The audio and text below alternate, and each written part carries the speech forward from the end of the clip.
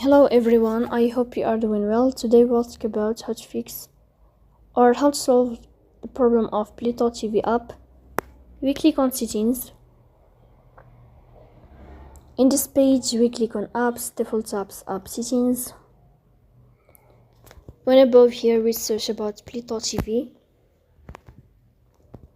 In this page of app info, you will click on first stop and you will click OK.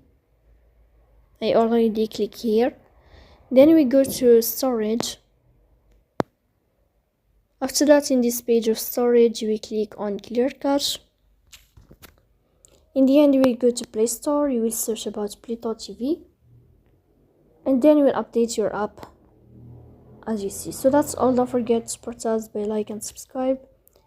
See you next time, and thank you for your watching and your attention.